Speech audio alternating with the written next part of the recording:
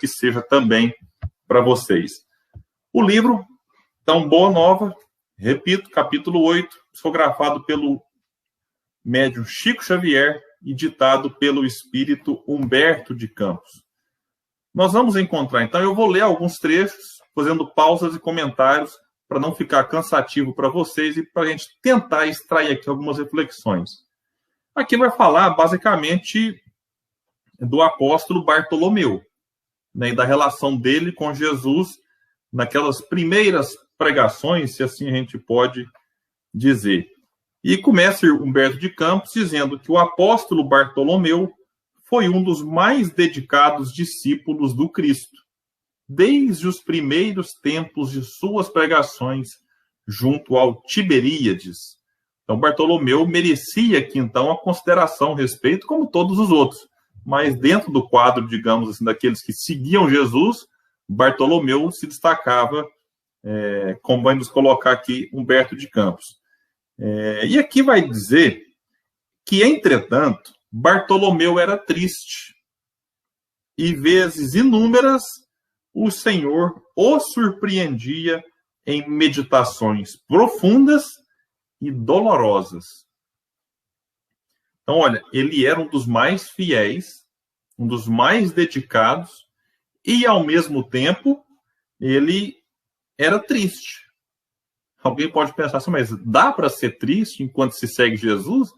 Vamos ver o que vai acontecer, o tipo de diálogo que a gente vai ter aqui com o mestre, né? Sempre importante que isso aqui é uma introdução para, de certa forma, nos preparar para o diálogo que vem. E eu fico encantado com o Boa Nova, que, assim, na medida em que o capítulo vai avançando, ele vai ficando mais e mais emocionante.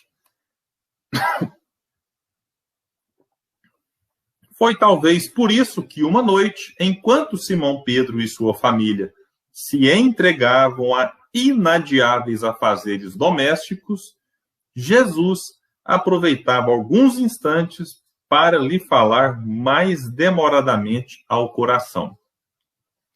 Então, aqui eu destaco o seguinte: Simão Pedro tinha que fazer afazeres domésticos. A gente cai naquela ilusão de que discípulo e quem segue Jesus não tem que se preocupar com organizar a casa, com as coisas, né, do dia a dia. Olha, Simão Pedro estava ali, e a família, né, fazendo as coisas inadiáveis, o tipo de coisa que não dá para aguentar, mas tem que fazer naquela hora. Assim foi feito. Enquanto isso, Jesus aproveitava alguns instantes para lhe falar mais demoradamente ao coração. Então vamos lá. Simão e a família vai arrumar a casa, vai fazer a janta, vai preparar a cama de Jesus, e ele fica conversando com Bartolomeu mais demoradamente.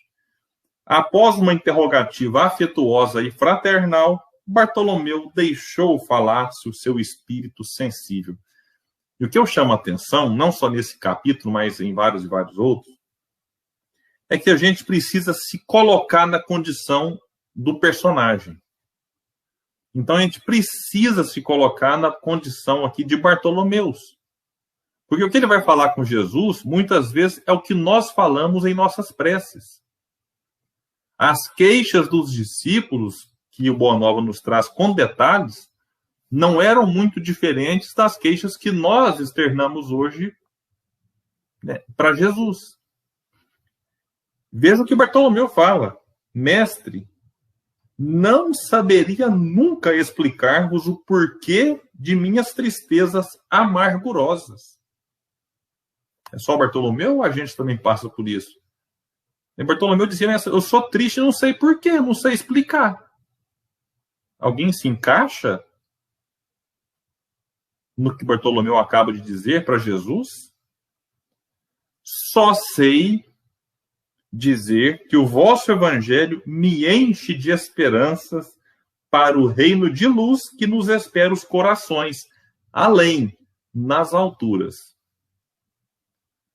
Quando esclarecestes que o vosso reino não é deste mundo, experimentei uma nova coragem para atravessar as misérias do caminho da terra, pois aqui o selo do mal parece obscurecer as coisas mais puras. Por toda parte é o triunfo do crime, O jogo das ambições, a colheita dos desenganos. Sabe que está falando isso aqui é 2021? Ou é ainda dos primeiros anos da era cristã? Porque isso aqui acontece com a gente. A gente fica triste, tem contato com o evangelho, se enche de esperança e, de repente, a gente começa a lidar com o selo do mal, que vai destacar aqui Bartolomeu, que parece obscurecer as coisas mais puras. Triunfo do crime, alguém percebe o triunfo do crime? O jogo das ambições, meu Deus, né? O que a gente mais percebe na sociedade é esse jogo das ambições. Na pandemia, a ambição pelo poder, do poder pelo poder, custe o que custar. Eu quero poder, eu quero permanecer, eu quero chegar lá. Não importa o comportamento, não importa o que deve ser feito, a ambição pelo poder, a ambição por recursos. Nós observamos na pandemia diversos gestores dos recursos públicos desviando dinheiro que ia para a saúde, colocando no próprio bolso, ou alimentando os interesses de um grupo, interesses de partidos, de milícias, do crime organizado. No fim de tudo, é a ambição. A ambição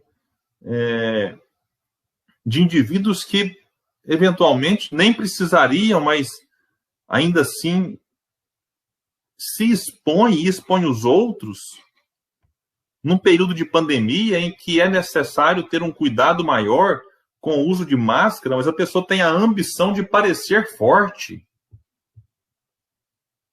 É aquela ideia de superioridade. Eu sou um protegido de Deus, e aí eu não uso máscara, não respeito o distanciamento social, não sigo a ciência, na ambição, talvez, de adotar uma narrativa e tentar levar essa narrativa até as últimas consequências.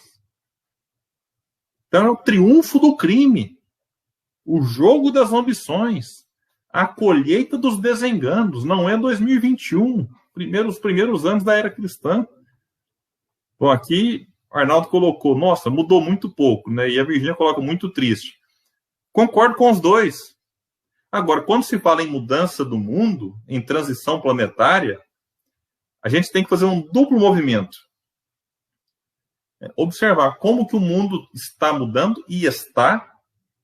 Por exemplo, eu estou lendo um livro que fala da escravidão. Inclusive, super indico. William, mas não é um livro espírita, isso está numa live espírita.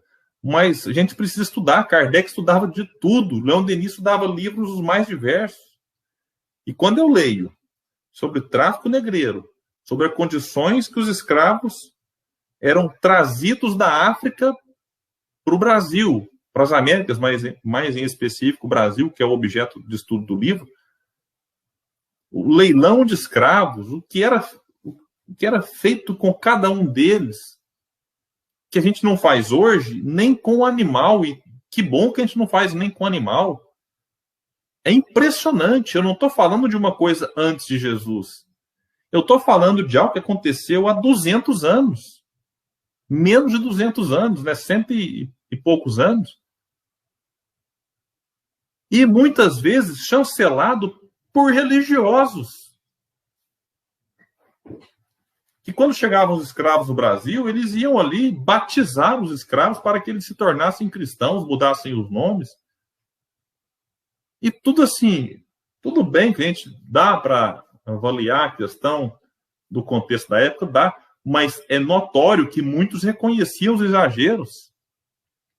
Então como é que eu vou falar que o mundo não melhorou? Então mudou pouco? Em alguns aspectos sim, mudou muito pouco. Mas em outros mudou muito e mudou para melhor. A gente poderia falar de Inquisição, da Idade Média e tantas outras atrocidades feitas ao longo da história e que hoje, de certa forma, ou não existem mais, ou foram modificadas, porque a ambição pelo poder, por exemplo, ela vai sendo regulada pelas instituições, pelas leis, pelo próprio avanço da humanidade, que às vezes não aceita mais algumas coisas, isso tudo precisa ser reconhecido. A voz do apóstolo se tornara quase abafada pelas lágrimas. Olha para você ver. Bartolomeu fala com o mestre chorando. Todavia, Jesus fitou-o brandamente e lhe falou com serenidade. A nossa doutrina é a do Evangelho, ou da Boa Nova. E já viste, Bartolomeu, uma boa notícia não produzir alegria? Aqui eu vou pegar de novo a questão da pandemia, né? Quando minha mãe mandou uma mensagem aqui, mas meu pai, dizendo que ele fora convocado para tomar a vacina. Isso é uma boa nova, isso é uma boa notícia. Como é que você não fica alegre com uma coisa dessas? Então, a gente está aí na expectativa e tudo mais da segunda dose. Mas, assim, só de tomar a primeira já nos deixa alegre. Não pode flexibilizar, porque é necessário tomar a segunda, no caso dessa que meu pai tomou, que é a Coronavac, esperar o período para que aí sim ele esteja imunizado, o que também vai exigir dele, ainda assim, como o vírus está em circulação, os cuidados normal, higienização, uso de máscara, distanciamento social. Mas, é claro, tomando a segunda dose, pelo menos a gente, enquanto família, fica um pouco mais aliviado por tê-lo aí protegido. Então, é uma boa nova. E o que Jesus nos trouxe naquela época é uma boa nova, é o Evangelho. Como é que vai ficar triste diante disso? Eu me lembrei aqui de uma palestra que tem na internet, depois vocês pesquisem, do Jerônimo Mendonça. Ele, muito bem-humorado, ele brincava, né, que espírita de cara feia dá zebra. É a mesma coisa a relação. Como é que a gente vai ter a cara feia tendo a orientação do espiritismo? O William quer dizer que eu preciso ficar rindo 24 horas por dia? Não, meus amigos, também não é assim, né? A questão toda aqui é encarar o Evangelho, encarar o Espiritismo como um motivo a mais para que a gente encontre alegria na própria vida. Continua Jesus para Bartolomeu. Fazes bem, conservando a tua esperança em face dos novos ensinamentos. Mas não quero, senão, acender o bom ânimo no espírito dos meus discípulos. Bom, deixa eu cumprimentar rapidinho aqui o pessoal que está... A live é pelo Facebook, mas eu decidi transmitir também hoje pelo meu Instagram, que tem gente que fala, William, mas eu não tenho Facebook. Eu falei, tudo bem, eu vou fazer no Instagram também. Então, boa noite a todos, sejam muito bem-vindos, tanto quem está no Facebook aqui da Casa de Kardec, assim como aqueles que estão no meu Instagram, e aqueles que assistirão depois, repito, lá no canal William Jacob Reflexões Espíritas, em que eu estou colocando todos os estudos do livro Boa Nova. Este é o 8º estudo, capítulo 8, e eu vou até o capítulo 30, fazendo aí em várias casas diferentes, para a gente ter lá uma playlist só sobre o livro Boa Nova. Continua Jesus dizendo, se já tive ocasião de ensinar que o meu reino ainda não é deste mundo, isso não quer dizer que eu desdenho o trabalho de estendê-lo um dia aos corações que mourejam na terra. Isso aqui é fundamental, porque a gente às vezes traz uma ideia de que a gente deve desprezar as questões do mundo e que a gente não deve lutar por justiça no mundo, que a gente não deve lutar para que o mundo seja mais pacífico, mais justo, menos desigual. Tem gente que desdenha, fala, mas o reino dos céus está dentro de vós. Sim, mas estamos encarnados no mundo, não é à toa. É para que a gente saiba lidar com as coisas do mundo, sem que nos tornemos mundanos, mas ao mesmo tempo sem que fechemos os olhos para tudo aquilo que nos envolve e que a gente pode ajudar o outro no mundo. Ainda ontem, um pastor que eu acompanho muito nas redes sociais, postou, claro, né, com um tom de bom humor, uma brincadeira, que ele fez uma live e a pessoa reparou que atrás dele tinha um disco do ABBA, do grupo musical. E a pessoa mandou uma mensagem no WhatsApp, falou, pastor, mas você escuta músicas da terra? músicas do mundo. E aí ele devolveu brincando e falou assim, se tiver música da Lua, eu posso ouvir as da Lua. Claro que é uma brincadeira aqui, só para dizer assim, as pessoas, às vezes, elas pensam, você não pode ouvir música que não seja espírita ou religiosa. Tem que ouvir só música do Tim Vanessa, eu adoro Tim Vanessa. Só música clássica, e que você não pode gostar de um rock, do MPB, porque esse pessoal, às vezes, era ateu, esse pessoal... Poxa, mas a letra, às vezes, é maravilhosa. Às vezes eu gosto da melodia, às vezes eu gosto do que ela me provoca. Eu não posso, por conta de uma música, querer sair quebrando e destruindo tudo, mas se aquela música me faz bem, que problema tem? Você vê ela da Lua, de Marte, da Terra, puxa, não tem problema. Então Jesus reforça que não desdenha aí o trabalho de estendê-lo um dia aos corações que mourejam na terra. E que a gente vai avançar um pouco, né, no diálogo de Jesus com Bartolomeu. Acontece uma pausa e Jesus continua. Uma frase, um trecho muito bonito. A vida terrestre é uma estrada prodigiosa que conduz aos braços amorosos de Deus. Então, a vida terrestre é uma estrada. Onde que essa estrada vai me levar? Aos braços amorosos de Deus. Olha que interessante isso. O trabalho é a marcha. A luta comum, e aqui comum também dá para a gente vincular com comunidade, a luta comum é a caminhada de cada dia. E aqui é necessário a gente prestar atenção numa coisa. A gente não deve focar só onde a gente vai chegar. É necessário focar no trajeto. Porque a gente, às vezes, coloca um objetivo da vida, e é maravilhoso que assim seja. Qual que é meu objetivo da vida? Bom, desencarnar melhor que encarnou. Eu acho que esse é um objetivo bom para todo mundo. E aí? Mas o que eu faço para isso? Aí é o prestar atenção na jornada. Porque senão eu coloco uma meta e fico olhando na meta e esqueço daquilo que eu vou atravessar para chegar nela. Bom, muita gente sabe que eu adoro correr e gosto mesmo.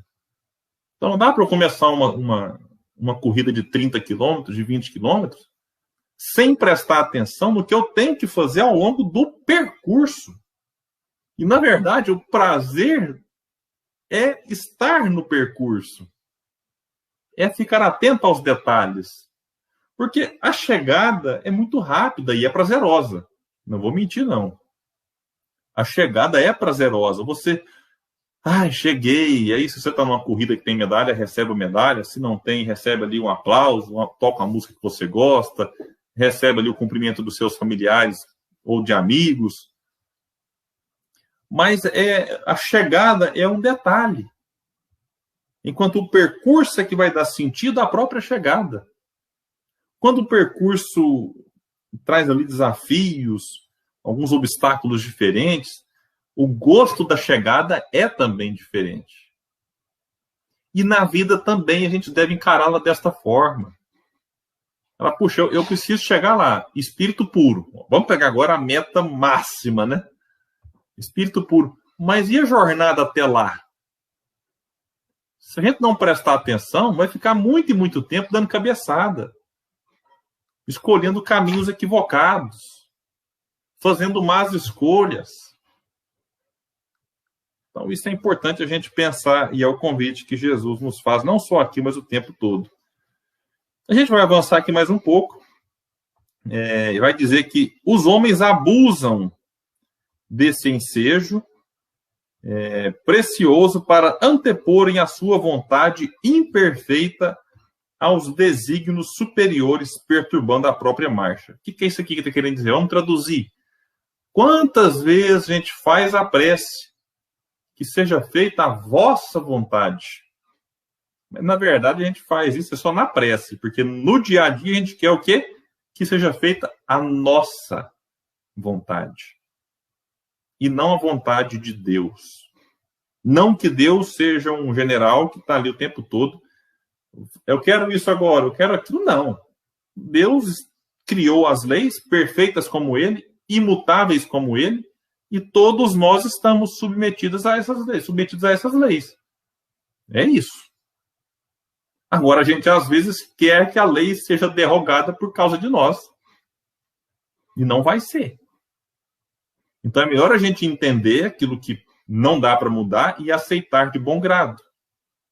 E aquilo que dá para ser modificado, correr atrás, sem ficar na acomodação. Uma coisa é ser resignado, a outra é ser acomodado. São coisas distintas. Então, como a gente às vezes abusa e quer colocar a nossa vontade acima da vontade divina, a gente acaba perturbando a própria marcha rumo aos braços amorosos de Deus.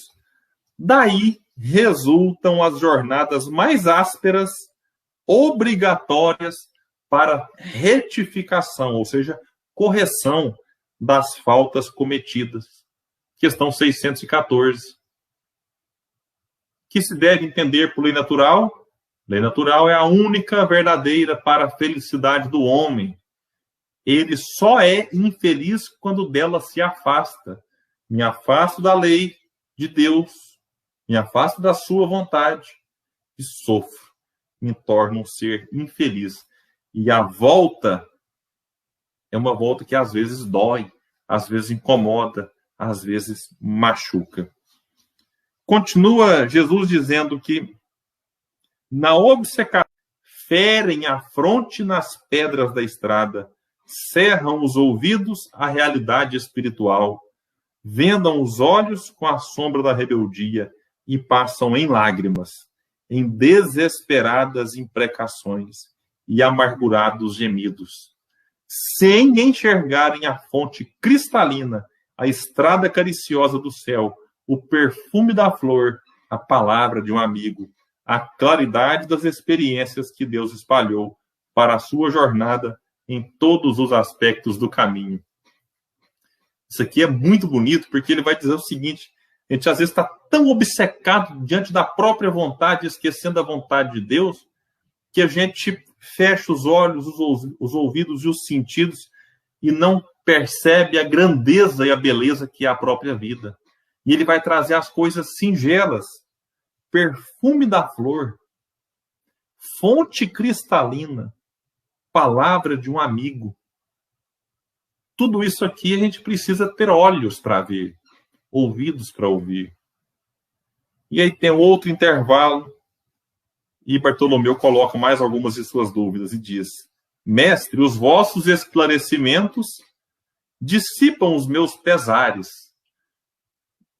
mas o Evangelho exige de nós a fortaleza permanente, ou seja, Jesus, eu posso dar uma falhada, eu posso me equivocar, porque eu não sou perfeito. O Evangelho exige de nós a perfeição? É mais ou menos isso que ele está perguntando. E a resposta de Jesus é daquelas que merecem uma frase no para-choque do carro, do caminhão. A verdade não exige, : transforma. O Evangelho não poderia reclamar estados especiais de seus discípulos. Porém, é preciso considerar que a alegria, a coragem e a esperança devem ser traços constantes de suas atividades em cada dia. Vejam, Jesus não pede a perfeição. Esse é um ponto importante para ser reforçado. O que ele nos pede? Alegria, coragem e esperança. Esses traços devem ser constantes nas atividades em cada dia. E finaliza Jesus nesse parágrafo. Por que nos firmamos no pesadelo de uma hora se conhecemos a realidade gloriosa da eternidade com o nosso Pai? Que a gente às vezes fica assim: mas eu tenho que ficar 1 ano, 2 anos sofrendo na pandemia? Sim, mas o que são 2 anos? E é muito, eu sei que não estou aqui desmerecendo isso. Para um espírito imortal. Às vezes a gente olha assim: puxa, será que não vale a pena eu eu fazer tudo certinho, usar máscara que incomoda, que é desconfortável, mas para que eu fique sem máscara encarnado depois 10, 20, 30, 40, 5 anos, 1 ano que seja, do que a gente se sentir desconfortável com um objeto extremamente útil, para daqui a pouco não poder ficar nem com e nem sem máscara, porque desencarnamos. Então, o que Jesus convida aqui é a gente olhar para os momentos difíceis da vida e, para não parecer que eles são eternos, a gente imaginar isso ao longo da nossa jornada inteira, não só enquanto encarnados, mas também enquanto espíritos imortais. E quando os negócios do mundo nos são adversos? E quando tudo parece em luta contra nós? Perguntou Bartolomeu. Jesus responde: qual o melhor negócio do mundo, Bartolomeu? Será a aventura que se efetua a peso de ouro, muitas vezes amordaçando-se o coração e a consciência para aumentar as preocupações da vida material, ou a iluminação definitiva da alma para Deus, que se realiza tão só, vejam a expressão, tão só pela boa vontade do homem que deseja marchar para o seu amor por entre as luzes do caminho. Bom, eu adoro Boa Nova. Jesus começa a fazer umas comparações assim, que é o checkmate, né? Bartolomeu, como eu disse, que assim como Simão Pedro, André e vários outros, muitas vezes expressam aquilo que a gente gostaria de expressar, recebe de volta exemplos práticos do dia a dia para que a gente compreenda de fato, com mais clareza, tudo aquilo que Jesus queria nos ensinar. Cumprimentar de novo o pessoal que chegou aqui no Facebook, também lá no Instagram. Sejam todos bem-vindos, boa noite. Dando sequência aqui, já nos encaminhando para o encerramento do capítulo, vai dizer Humberto de Campos: Bartolomeu guardou aquela resposta no coração, não, todavia, sem experimentar certa estranheza. E logo, lembrando-se de que sua progenitora partira havia pouco tempo para a sombra do túmulo, interpelou ainda ansioso. Então agora Bartolomeu se lembra da mãe que desencarnou.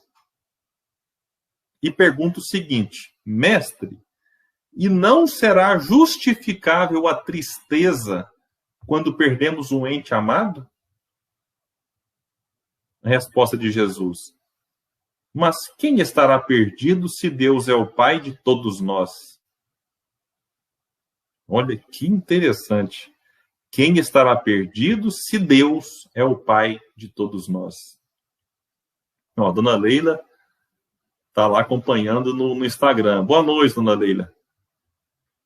Se os que estão, diz Jesus, se os que estão sepultados no lodo dos crimes hão de vislumbrar um dia a alvorada da redenção, por que lamentarmos em desespero? Vejam um detalhe.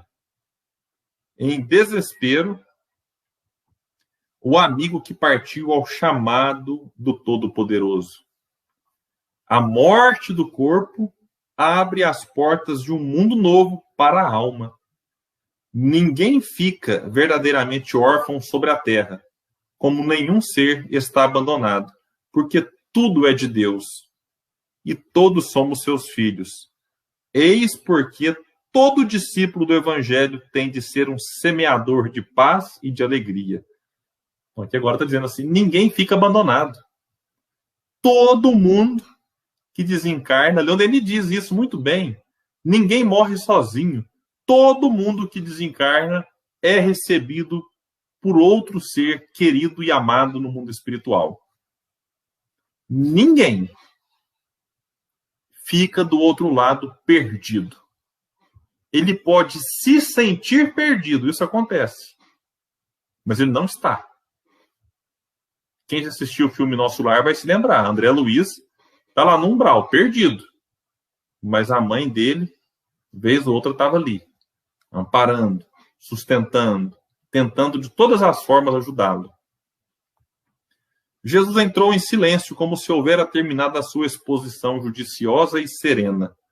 E pois que a hora já ia adiantada, Bartolomeu se despediu. E aí Humberto de Campos eu vou avançar aqui um pouco na leitura, e vai dizer que Bartolomeu começou a recordar as razões de suas tristezas intraduzíveis, mas com surpresa não mais as encontrou no coração. Então vejam que Bartolomeu agora começa a fazer uma reanálise da própria vida, da própria conduta. Lembrava-se de haver perdido a afetuosa progenitora, a mãe. Refletiu, porém, com mais amplitude quanto aos desígnios da providência divina. Deus não lhe era pai e mãe nos céus? Recordou os contratempos da vida e ponderou que seus irmãos pelo sangue o aborreciam e caluniavam.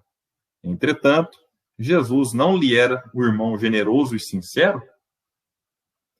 Passou em revista os insucessos materiais, contudo, que eram as suas pescarias ou a avareza dos negociantes de Betsaida e de Cafarnaum, comparados à luz do reino de Deus que ele trabalhava por edificar no coração.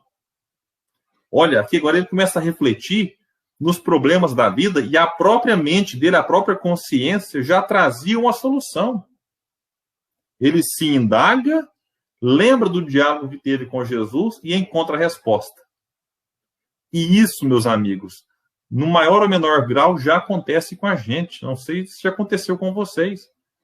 Quando acontece alguma coisa muito ruim com a gente considera aquilo algo negativo, logo vem um pensamento assim, mas o que é que isso quer me ensinar? Que lição essa dor quer me trazer? Sabe por que isso acontece? De tanto a gente ouvir palestra, de tanta gente ler livro, que nos falam, toda dor tem um propósito, toda dor educa, toda dor ensina. Aí quando a gente passa pela dor, é natural que a gente lembre algo, que a gente tenha uma reflexão nesse sentido. E aí, chegou a casa pela madrugada. Agora o fechamento do capítulo, e quem está aqui com a gente até agora, eu vou lembrar de Jesus. Persevere até o final e será salvo, porque o fechamento é simplesmente sensacional. Chegou em casa pela madrugada. Ao longe, os primeiros clarões do sol lhe pareciam mensageiros ao conforto celestial. Vejam agora o que Bartolomeu reparava. O canto das aves ecoava em seu espírito, como notas harmoniosas de profunda alegria. O próprio mugido dos bois apresentava nova tonalidade aos seus ouvidos. Sua alma estava agora clara, o coração aliviado e feliz. Então ele abre a porta e seus irmãos lhe dirigem impropérios, acusando-o de mau filho, de vagabundo e traidor da lei. Já pensou? Você chega em casa, abre a porta, vem seu irmão, vagabundo, traidor da lei, mau filho. O que Bartolomeu faz? Bartolomeu, porém, recordou o evangelho e sentiu que só ele tinha bastante alegria para dar a seus irmãos. Em vez de reagir asperamente, como de outras vezes, olha a transformação que o evangelho faz. Sorriu-lhes com a bondade das explicações amigas. Então, olha isso, mudança, transformação moral que Kardec nos convida a fazer. Ao invés da aspereza de antes, um sorriso. Seu velho pai o acusou, igualmente, escorraçando-o. Não bastassem os irmãos, agora vem o pai, né? O apóstolo, no entanto, achou natural. Seu pai não conhecia Jesus e ele o conhecia. Não conseguindo esclarecê-los, guardou os bens do silêncio e achou-se na posse de uma alegria nova. Depois de repousar alguns momentos, tomou as suas vestes, as suas redes velhas e demandou sua barca. Teve para todos os companheiros de serviço uma frase consoladora e amiga. O lago, como que estava mais acolhedor e mais belo. Vejam como que a percepção de Bartolomeu houvera se modificado completamente. Ele vai perceber o canto dos pássaros, o mugido dos bois, o lago, tudo agora estava diferente. Bartolomeu havia convertido todos os desalentos num cântico de alegria ao sopro regenerador dos ensinamentos do Cristo. Todos observavam com admiração, exceto Jesus, que conhecia com júbilo a nova atitude mental de seu discípulo. E aqui no último parágrafo, vai trazer aqui que no sábado seguinte o mestre demandou às margens do lago, cercado de seus numerosos seguidores. Então ali tinha gente de todo tipo. E ele vai dizer: o reino dos céus é semelhante a um tesouro que, oculto num campo, foi achado e escondido por um homem que, movido de gozo, vendeu tudo o que possuía e comprou aquele campo. Nesse instante, o olhar do mestre pousou sobre Bartolomeu, que o contemplava embevecido. A luz branda de seus olhos generosos penetrou fundo no íntimo do apóstolo, pela ternura que evidenciava, e o pescador humilde compreendeu a delicada alusão do ensinamento, experimentando a alma leve e satisfeita. Depois de haver alijado todas as vaidades de que ainda se não desfizera, para adquirir o tesouro divino no campo infinito da vida. Enviando a Jesus um olhar de amor e reconhecimento, Bartolomeu limpou uma lágrima. Era a primeira vez que chorava de alegria. O pescador de Dalmanuta aderira para sempre aos eternos júbilos do Evangelho do Reino. Meus amigos, isso é que é transformação.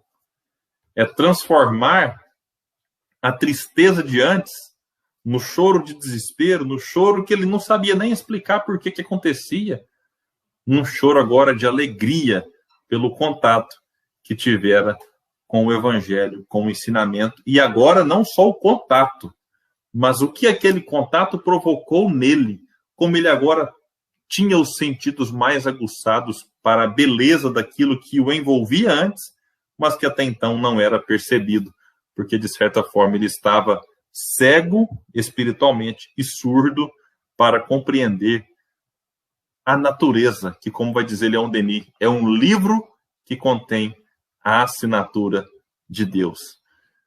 Desta forma, eu agradeço a todos, convidando para que aqueles que quiserem acompanhem os outros capítulos, os outros estudos.